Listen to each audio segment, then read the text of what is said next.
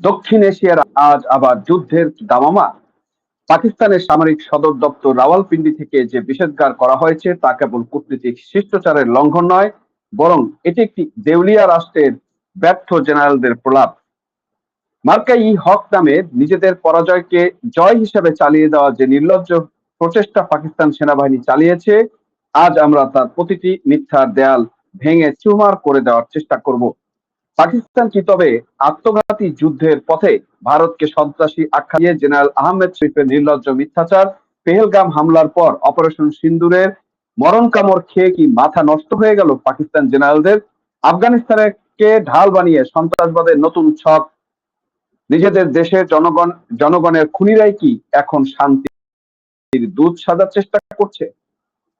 পাকিস্তান ভেঙে যে কোনো সময় চার টুকরা হওয়ার উপক্রমে রয়েছে। যখন একটি রাষ্ট্র দেউলিয়া হয়ে যায়, যখন তার নিজেদের জনগণই সেনাবাহিনীর বিরুদ্ধে রাস্তায় নেমে আসে, তখন সেই রাষ্ট্রের পালিত জেনারেলরা কি করেন? তারা সীমান্তের ওপারে আঙ্গুল তোলেন। পাকিস্তানের আইএসপিআর প্রধান লেফটেন্যান্ট জেনারেল আহমেদ শরীফ চৌধুরী গতকাল ভারতকে সবচেয়ে বড় সন্ত্রাসী হিসেবে আখ্যায়িত করেছেন। হাস্যকর শোনাচ্ছে, তাই না? যে দেশ ওসামা বিন লাদেনকে বছরের পর বছর পরম যত্নে লালন করেছে, যে দেশ আজ সারা বিশ্বে সন্ত্রাসবাদের এপিসেন্টার বা উৎস হিসেবে স্বীকৃত, সেই দেশের জেনারেল যখন বলেন কেউ ভারতের কথা বিশ্বাস করে না, তখন বুঝতে হবে তাদের পিঠ দেয়ালে ঠেকে গিয়েছে। গত বছরে পেহেলগাম হামলার পর ভারতের অপারেশন সিন্দুর যে মরণ কামড় দিয়েছিল, সেই ঘা আজও শুকায়নি রাওয়ালপিন্ডির। অথচ এই পাকিস্তানিদের প্রোপাগান্ডা বা উঁচু গলার কথাবার্তা এখনো কিন্তু কমেনি। দর্শক, আজ আমি পাকিস্তানের এই ভণ্ডামির বিস্তারিত নিয়ে আলাপ করব এবং মুখোশ খোলার চেষ্টা করব। দর্শক, পাকিস্তান গতকাল মার্কা-ই-হক বা সত্যের যুদ্ধ এর 1 বছর পূর্তি পালন করেছে। অথচ সত্যটা হচ্ছে এটি ছিল যে পাকিস্তানের চরম পরাজয়ের 1 বছর। গত বছর পেহেলগামে হামলার পর ভারত যখন অপারেশন সিন্দুর পরিচালনা, তখন পাকিস্তানের তথাকথিত কৌশলবিদদের পা কাঁপতে শুরু করেছিল। 10 মে যুদ্ধবিরতির মাধ্যমে তারা সেবার জীবন ভিক্ষা পেয়েছিল। জেনারেল শরীফ প্রশ্ন করছেন, পেহেলগাম হামলায় পাকিস্তানের জড়িত থাকার প্রমাণ কোথায়? জনাব জেনারেল, সারা বিশ্ব জানে আপনাদের প্রশিক্ষণপ্রাপ্ত জঙ্গিরাই সীমান্তে অস্থিরতা তৈরি করেছিল। ভারতের তোলা প্রশ্নগুলোর উত্তর না দিয়ে উল্টো ভারতের সামরিক নেতৃত্বের রাজনীতিকরণ নিয়ে কথা বলছেন। আপনার তো সামরিক বাহিনী বলে কিছু নেই, ওটা হচ্ছে একটা কর্পোরেট লুটেরা দল, একটা জঙ্গি বাহিনী, যারা নিজ দেশের আটা আর চিনির ব্যবসা নিয়ন্ত্রণ করে। পেশাদারিত্ব নসিহত পাকিস্তানের মুখে কি মানায় দর্শক? মানায় না। এই শরীফ কি বলছেন তার সেটা একটু আমরা দেখে আসি। দর্শক, আপনার স্ক্রিন দেখছেন, ইত্তেফাক যে কথাটা নিউজটা এনেছে যে ভারত সবচেয়ে বড় সন্ত্রাসী, ওদের কথা কেউ বিশ্বাস করে না পাকিস্তান সেনাবাহিনী। উনি যে কথাগুলো বলার চেষ্টা করছে সেগুলো একটু আপনাদেরকে আমি পড়ে শোনাচ্ছি। ভারতের বিরুদ্ধে আবারও তীব্র ভাষায় বক্তব্য রেখেছে পাকিস্তান সেনাবাহিনী। দেশটির সেনাবাহিনী মিডিয়া উইং আন্তঃবাহিনী জনসংযোগ পরিদপ্তরের আইএসপি এর মহাপরিচালক লেফটেন্যান্ট জেনারেল আহমেদ শরীফ চৌধুরী ভারতকে সবচেয়ে বড় সন্ত্রাসী হিসেবে আখ্যায়িত করেছেন। তিনি বলছেন, সবচেয়ে বড় সন্ত্রাসী তোমরাই, কেউ তোমাদের কথা শোনে না, কেউ বিশ্বাস করে না। বৃহস্পতিবার 7 মে সংবাদ মাধ্যম দ্য ডনে এই প্রতিবেদনের মাধ্যমে এই প্রতিবেদন জানান।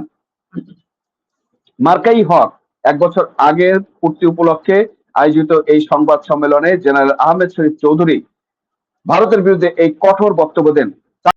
তার সঙ্গে উপস্থিত ছিলেন পাকিস্তান নৌবাহিনীর উপপ্রধান শাফাত আলী এবং বিমান বাহিনীর উপপ্রধান প্রকল্প এয়ার ভাইস মার্শাল তারিক গাজী।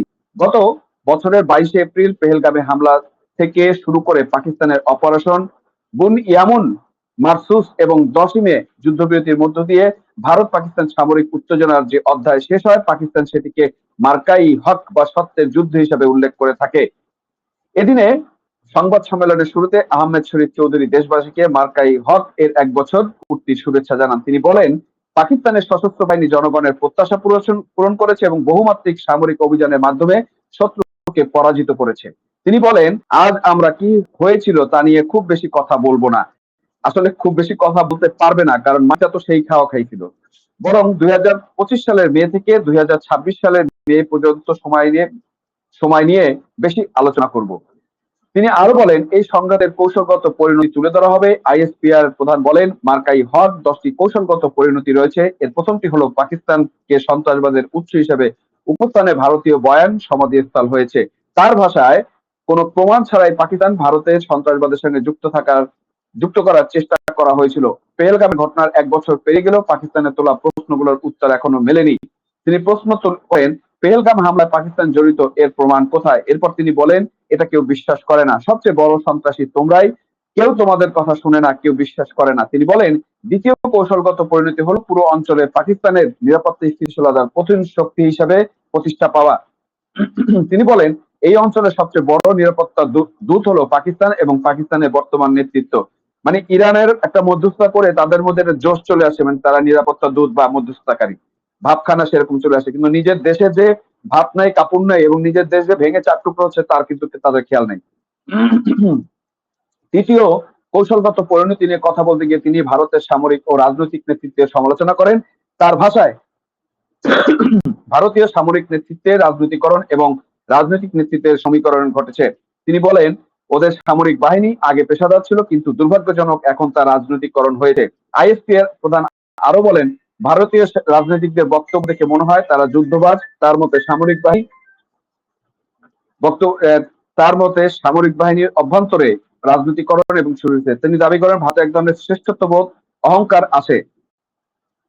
তিনি দাবি করেন ভারতের অভ্যন্তরীণ সমস্যার মধ্যে রয়েছে সংখ্যালঘু এবং কাশ্মীরিদের দমন নিপীড়ন। তার ভাষায়, এটি এক ধরনের ভ্রান্ত শ্রেষ্ঠত্ববোধ এবং অহংকার থেকে আসে। তিনি বলেন, ভারত নিজেদের আভ্যন্তরীণ সমস্যার সমাধান করতে চায় না, তাই তারা পাকিস্তানের বিরুদ্ধে অভিযোগ তোলে যে দেশটি ভারতের সন্ত্রাসবাদে জড়িত। কাশ্মীর প্রসঙ্গে তিনি বলেন, কাশ্মীর আন্তর্জাতিকভাবে স্বীকৃত একটি বিরোধপূর্ণ অঞ্চল, তাদের আভ্যন্তরীণ বিষয় না যে সেখানে জনসংখ্যার চিত্র বদলে দেওয়া হবে। তিনি আরো অভিযোগ করেন, ভারত পাকিস্তান সন্ত্রাসবাদে মদদ দিচ্ছে, এমনকি নিজেদের দেশে সন্ত্রাসী কর্মকাণ্ডের পর অন্যদের দোষারোপ করা হয় বলে দাবি করেন তিনি। তার ভাষায়, মার্কাই হক এর পর বিশ্ব এখন বুঝতে পেরেছে ভারত কিভাবে এসব ভণ্ডামিপূর্ণ কাজ করে। পঞ্চম কৌশলগত পরিণতি হিসেবে তিনি উল্লেখ করেন ভারতীয় গণমাধ্যমে আসল চেহারা এবং তাদের তথ্যযুদ্ধের ব্যর্থতা প্রকাশ পেয়েছে। সংবাদ সম্মেলনে তিনি সন্ত্রাস বিরোধী অভিযানের বিভিন্ন পরিসংখ্যানও তুলে ধরেন। তিনি বলেন, মার্কাই হক এর পর পাকিস্তানের সন্ত্রাসী হামলা বেড়ে গিয়েছিল। এরপর অক্টোবর মাসে পাকিস্তানের প্রতিবেশী আফগানিস্তানের সন্ত্রাসী অবকাঠামোর মধ্যে হামলা চালায়। এরপর ঘটনাগুলো কমে আসে বলে তিনি দাবি করেন। দর্শক, এই পাকিস্তানের এই জেনারেল কথাবার্তা বা বার্তা শোনার পরে এর পরিপ্রেক্ষিতে আমি যদি আপনাদেরকে আসলে বিস্তারিত সত্যটা তুলে ধরার চেষ্টা করি বা এর অন্তর্নিহিত বিজয়কার যে গল্পটা সেটা যদি বোঝার চেষ্টা করি, তাহলে দেখেন কি আছে আমার কাছে। জেনারেল চৌধুরী এই যে 10টি কৌশলগত পরিণতির কথা বলছেন, তিনি দাবি করছেন পাকিস্তান নাকি এই অঞ্চলে নিরাপত্তা স্থিতিশীলতার প্রধান শক্তি। যারা নিজের ঘরে আগুন লেগেছে, যে দেশ টিটিপি আর বেলুচ বিদ্রোহীদের সামলাতে হিমশিম খাচ্ছে, সে নাকি শান্তির দূত। কাশ্মীর নিয়ে লম্বা লম্বা কথা বলছে, অথচ বেলুচিস্তানে যে গণহত্যা চালাচ্ছেন, সিন্ধু প্রদেশে যে স্বাধীন হতে চাইছে, সেদিকে তাদের নজর কি নেই? সেটা কি বিশ্ববাসী জানে না?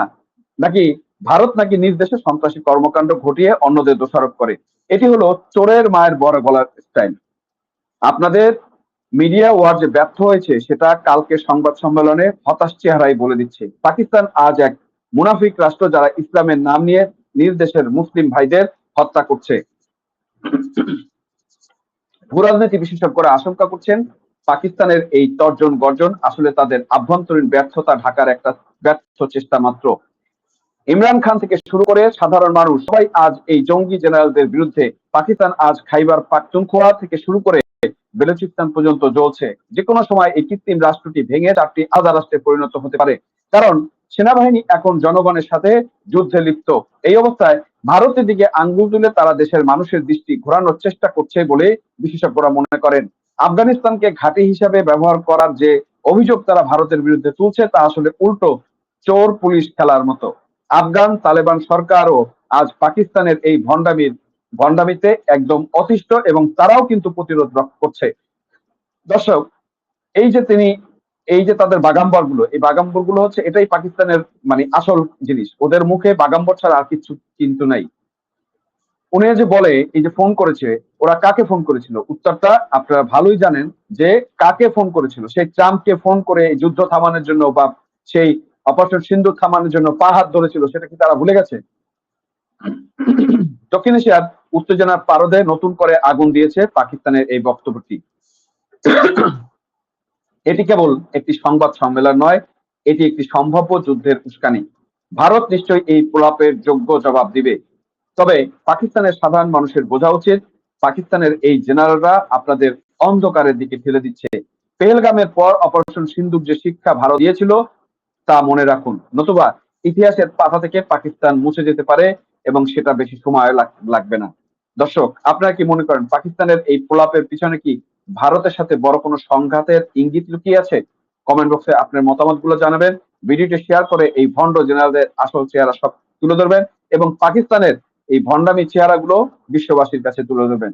দর্শক, আজ এ পর্যন্তই, দেখা হবে পরবর্তী ভিডিওতে। ততক্ষণ ভালো থাকবেন, সুস্থ থাকবেন এবং নিরাপদ থাকবেন।